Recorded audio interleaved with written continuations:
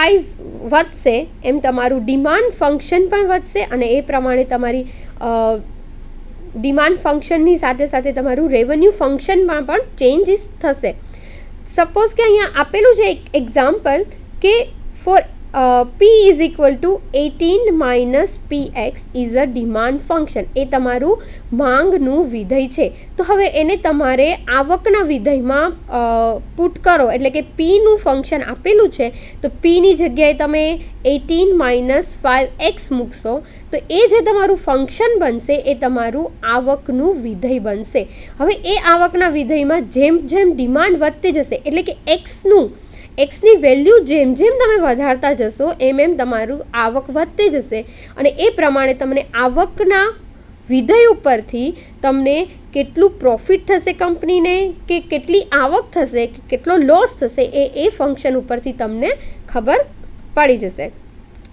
Now the total revenue function of firm is useful for obtaining the maximum revenue. હવે maximum revenue એટલે શું? આપણે આગળ વાત કરી ગયા કે મેક્સિમમ રેવન્યુ મીન્સ તમારો પ્રોફિટ. તો હવે આ જે ફંક્શન છે એના ઉપરથી તમને કેટલો પ્રોફિટ થશે એ તમને ખબર પડી જશે. હવે આ ફંક્શન એટલે કે તમને મેક્સિમમ રેવન્યુ કેવી રીતે મળશે એમાં તમે તમારો વિકલનનો ઉપયોગ કરશો, જે આપણો મેઇન ટોપિક છે કે application of differentiation in economics. તો મેક્સિમમ રેવન્યુ શોધવા માટે તમારે વિકલનનો યુઝ કરવો પડશે.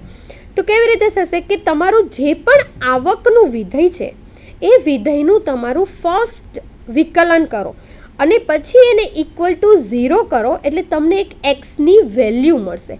એ એક્સની વેલ્યુ જે છે એ તમારા કોસ્ટ ફંક્શન રેવન્યુ ફંક્શન એટલે કે તમારું આવકનું વિધેય છે એમાં મૂકશો તો તમને આરની એક વેલ્યુ મળશે. એ વેલ્યુ જે તમને મળશે એ તમારો ટોટલ રેવન્યુ ફંક્શનમાં મૂકતા જે પણ તમને વેલ્યુ મળશે એ મેક્સિમમ રેવન્યુ હશે. એટલે મેક્સિમમ રેવન્યુ શું થયું? એ તમારો પ્રોફિટ થયો. એટલે કોઈ પણ કંપની જ્યારે પણ એ કોઈ પણ મેન્યુફેક્ચર આઇટમ માર્કેટમાં મૂકે તો એનું મેઇન શું હોય કે એનો જે પણ ખર્ચ થાય એ બધું વધતા એને કેટલો મેક્સિમમ પ્રોફિટ થાય. તો એ મેક્સિમમ પ્રોફિટ મેળવવા માટે એ લોકો વિકલનનો ઉપયોગ કરતા હોય છે. ત્યાર પછી છે એવરેજ રેવન્યુ, એને AR વડે દર્શાવાય છે. તો એવરેજ રેવન્યુ શું છે? તો કે સરેરાશ આવક. સરેરાશ આવક કેના ઉપર હોય? તો કે એક યુનિટ ઉપર. જે તમે આગળ ટોટલ રેવન્યુ માંગો એ તમને ટોટલ પ્રોફિટ એટલે કે જેટલી પણ આઇટમ મેન્યુફેક્ચરિંગવાળા જેટલા પણ પ્રોડક્શન કરશે એ ટોટલ રેવન્યુ છે, એટલે કે એ બધાનો ટોટલ પ્રોફિટ છે. હવે તમારે એ શોધવું છે કે કોઈ એક પર યુનિટ પર તમને કેટલો પ્રોફિટ થાય છે. સપોઝ કે કોઈ એક વેફરનું પેકેટ બનાવતા હોય તો એ વેફરના જેટલા પણ પેકેટ વેચાય એનો ટોટલ જે તમને પ્રોફિટ મળશે એ તમારો છે સરેરાશ આવક જે તમને મળશે. પણ તમારે એ શોધવું છે કે એ એક પેકેટ ઉપર તમને કેટલો નફો થાય છે, કે એક પેકેટ ઉપર તમને કેટલી આવક મળે છે. તો તમે શેના ઉપરથી શોધશો? તો કે એ એવરેજ રેવન્યુ ઉપરથી તમે શોધી શકશો. તો એવરેજ રેવન્યુ શું છે? તો કે એ કેવી રીતે ફાઇન્ડ કરશો? તો એવરેજ રેવન્યુ ઇઝ રેવન્યુ પર યુનિટ ઓફ કોમોડિટી સોલ્ડ. એટલે કે એક કોમોડિટી એટલે કે એક યુનિટ વેચાય એના ઉપર તમને જે પણ પ્રોફિટ મળે એ છે તમારો સરેરાશ આવક. હવે એવરેજ રેવન્યુનું સૂત્ર શું છે? તો કે એવરેજ રેવન્યુ શું છે? તો કે total revenue divide by unit demanded. એટલે કે તમને ટોટલ જે ખર્ચ મળે એટલે કે ટોટલ આવક મળે એના ઉપર કેટલી ડિમાન્ડ છે યુનિટની એ તમે ડિવાઈડ કરો તો તમને એવરેજ રેવન્યુ મળશે. એને આર ડિવાઈડ બાય એક્સ, એટલે આર છે એ ફંક્શન કોનું છે? તો કે એ છે વિધેય છે ડિમાન્ડનું વિધેય છે. તો એને P ઇન્ટુ એક્સ વડે દર્શાવાય છે. એને ડિવાઈડ બાય એક્સ કરશો તો ઇક્વલ ટુ P મળશે. તો એવરેજ રેવન્યુ એ શું થયું? એવરેજ રેવન્યુ એ બીજું કંઈ નથી પણ એ પર યુનિટની જે પ્રાઇસ છે એ તમારી સરેરાશ આવક છે. એટલે કે તમારે એક વેફરનું પેકેટ જો 10 રૂપિયા હશે તો એ 10 રૂપિયા છે એ તમારી આવક થશે. અને જો એનો પ્રોફિટ તમારે પર યુનિટ મેળવવો હોય કે કેટલો છે, તો સપોઝ કે તમારો એક પેકેટ વેફર બનાવવાનો ખર્ચ ₹5 થયો છે અને તમે એને 10માં વેચો અને એની પ્રાઇસ 10 છે, તો તમને એવરેજ રેવન્યુ એટલે કે આવક કેટલી થઈ? ₹10ની. તમારો ટોટલ ખર્ચ કેટલો છે? ₹5. એટલે તમને પ્રોફિટ એક વેફરના પેકેટ પર તમને પ્રોફિટ કેટલો થયો? તો કે ₹5. એટલે કે thus average revenue is nothing but price per unit. ત્યાર પછી છે માર્જિનલ રેવન્યુ. તો marginal revenue is the revenue added to the total revenue by selling an additional unit of firm's product. The concept of marginal revenue is useful for measuring change in total revenue due to change in total demand. એટલે કે તમારું સીમાંત ખર્ચ, સીમાંત આવક કેટલી છે એ કેના ઉપર કરે?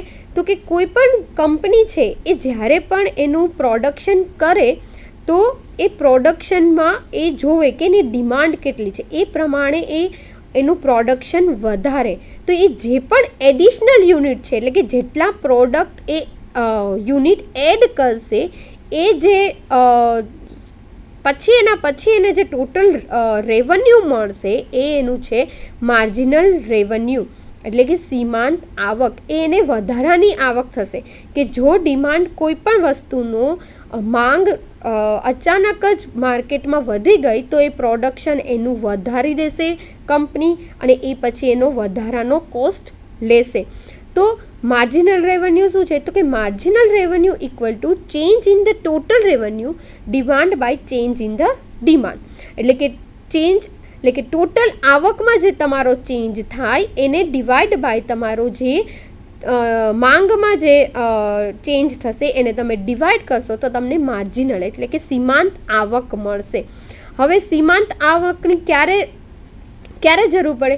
કે જ્યારે કોઈ પણ વસ્તુ કે કોઈ પણ મેન્યુફેક્ચરર આઇટમ જે પ્રોડ્યુસ બજારમાં મૂકે ત્યારે એની અચાનક જ માંગ વધી જાય. કારણ કે ઘણી વખત એવું થતું હોય છે કે એ વસ્તુ માર્કેટમાં એટલી પોપ્યુલર થાય કે લોકોને એટલી પસંદ આવે કે એની માંગ અચાનક જ વધી જાય છે. ત્યારે શું કરે છે પ્રોડ્યુસર? કે એ આઇટમનું સપ્લાય પણ વધારી દે છે, એનું પ્રોડક્શન પણ વધારી દે છે. એટલે એની જે આવક હોય છે, ટોટલ આવક હોય છે એની, એ ટોટલ આવકમાં થોડોક ચેન્જ આવે છે. પણ એ કેવી રીતે ચેન્જ આવે છે? તો કે જે પ્રમાણે એની ડિમાન્ડ વધશે એ પ્રમાણે એની ટોટલ આવક પણ વધતી જશે, એનો પ્રોફિટ પણ વધતો જશે. એટલે એને કહેવાય છે માર્જિનલ રેવન્યુ. એ સીમાંત આવક એ દર વખતે સરખી હોતી નથી, એ ચેન્જ થાય છે ડિમાન્ડ પર. એટલે કે જેમ જેમ એની આવક ને ડિવાઈડ બાય ડિમાન્ડ કરશો એ પ્રમાણે એનું વધતું થશે. હવે ફરીથી કે તમે ડેરિવેશનનો ઉપયોગ અહીંયા કેવી રીતે કરશો? તો કે માર્જિનલ રેવન્યુ ફાઇન્ડ કરવામાં પણ તમે વિકલનનો ઉપયોગ કરતા હોવ છો. તો કેવી રીતે? કે તમારું ફંક્શન છે R is equal to x into f of x. એ ટોટલ રેવન્યુનું તમારું એટલે કે સીમાંત ટોટલ આવકનું તમારું વિધેય છે. એનું ફર્સ્ટ ડેરિવેશન એટલે કે પ્રથમ કક્ષાનું તમે એનું વિકલન કરશો વિથ રિસ્પેક્ટ ટુ એક્સ એટલે કે DR ડિવાઈડ બાય DX તો તમને શું મળશે? કે માર્જિનલ રેવન્યુ. આ જ રીતે તમે ખર્ચના વિધેયનું પણ જ્યારે એક્સને સાપેક્ષ તમે એનું વિકલન કરતા હતા ત્યારે એમાં પણ તમને માર્જિનલ કોસ્ટ મળતો હતો. એ જ રીતે માર્જિનલ રેવન્યુ એટલે કે સીમાંત આવક કેવી રીતે મળશે? કે તમારું આવકનું જે ફંક્શન છે R એને તમે એક્સ વડે વિકલન કરશો તો તમને સીમાંત આવક મળશે. તો marginal revenue can B positive, negative or zero. ઘણીવાર માર્જિનલ રેવન્યુ છે એટલે કે તમારો સીમાંત આવક છે એ વધારે પણ હોઈ શકે, નેગેટિવ પણ એટલે કે ઓછો પણ હોઈ શકે અથવા તો ઝીરો પણ હોઈ શકે. એવું કેવી રીતે થાય? પોઝિટિવ ક્યારે થાય? કે જ્યારે પ્રોડ્યુસરને એવું થાય કે આની માંગ વધે છે એટલે સપ્લાય પણ વધારી દે, પણ અચાનક જ એવું થાય કે એની જે માંગ વધતી હોય એટલે તમને જે વધારે મળે માર્જિનલ રેવન્યુ એટલે એને પોઝિટિવ મળે.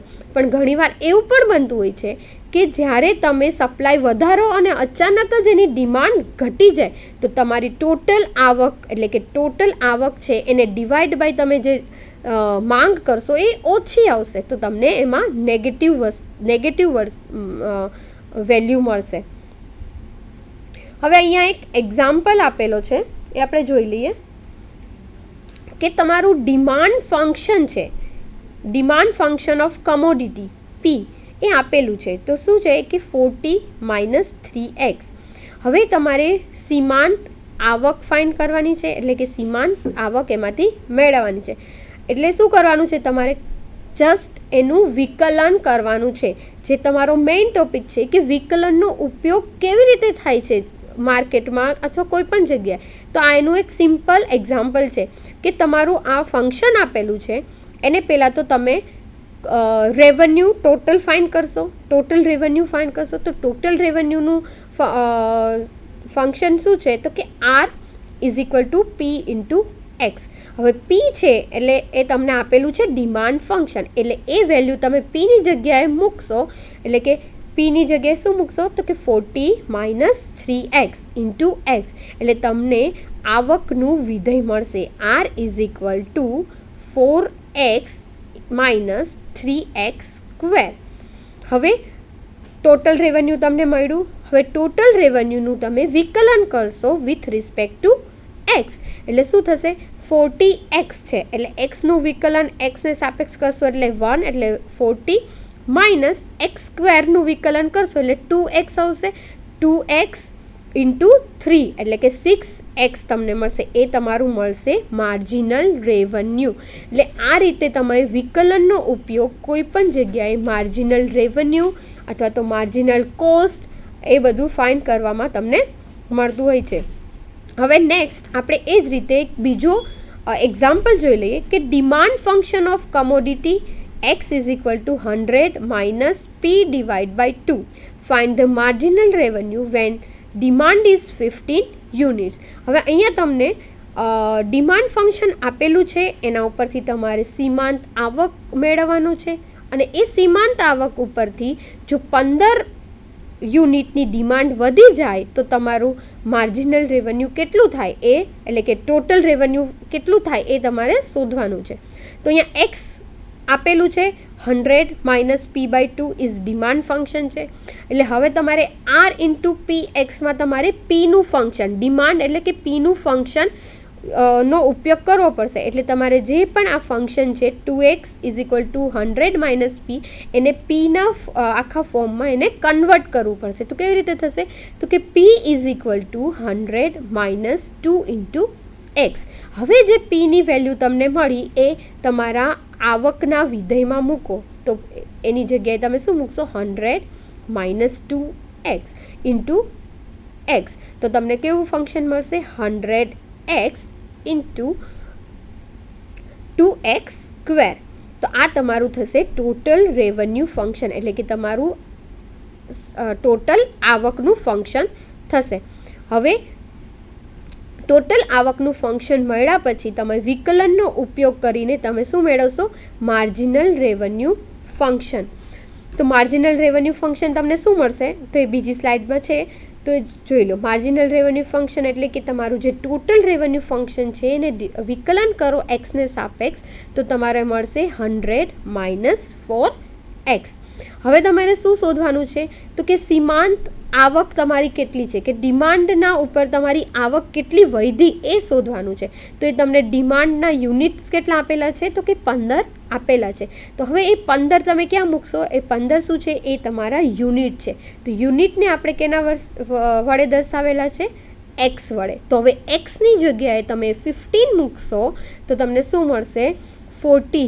તો એ 40 યુનિટ્સ છે એ તમારી માર્જિનલ આવક છે રૂપીઝમાં. એટલે કે તમારે જ્યારે પણ 15 યુનિટ વધશે તો તમારું માર્જિનલ એટલે કે સીમાંત આવક કેટલી વધશે, તો કે 40 રૂપીઝ. આ રીતે તમે વિકલનનો ઉપયોગ અલગ અલગ રીતે માર્જિનલ રેવન્યુ એટલે કે સીમાંત આવક, માર્જિનલ કોસ્ટ એટલે કે સીમાંત કોસ્ટ ઉપયોગ કરવામાં કરો છો. મિત્રો, આજે આપણે અર્થશાસ્ત્રની અંદર ઇકોનોમિક્સનો કેવી રીતે ઉપયોગ થાય છે એની આપણે થોડી ચર્ચા કરીએ. એમાં આપણે માંગ શું છે, પુરવઠો શું છે, એનો નિયમો શું છે, માંગ અને પુરવઠાના નિયમો કઈ રીતે આપણે ડિફાઇન કરી શકીએ છીએ. ત્યાર પછી આપણે રેવન્યુ એટલે કે આવકનું વિધેય, રેવન્યુ ફંક્શન શું છે, કોસ્ટ ફંક્શન એટલે કે ખર્ચનું વિધેય, એમાં 2 પ્રકારની ખર્ચ હોય છે, વેરિયેબલ કોસ્ટ અને ફિક્સ કોસ્ટ, 2 કોસ્ટ હોય છે આપેલી. તો આ બધી આપણે ચર્ચા કરી. હવે એના પછી આપણે જે ચર્ચા કરવાના છીએ એમાં છે પ્રાઇસ ઇલાસ્ટિસિટી ઓફ ડિમાન્ડ, એટલે માંગની મૂલ્ય સાપેક્ષતા, ત્યાર પછી પુરવઠાની મૂલ્ય સાપેક્ષતા. તો આ બધી વસ્તુઓ આપણે નેક્સ્ટ જે લેક્ચરમાં ચર્ચા કરીશું.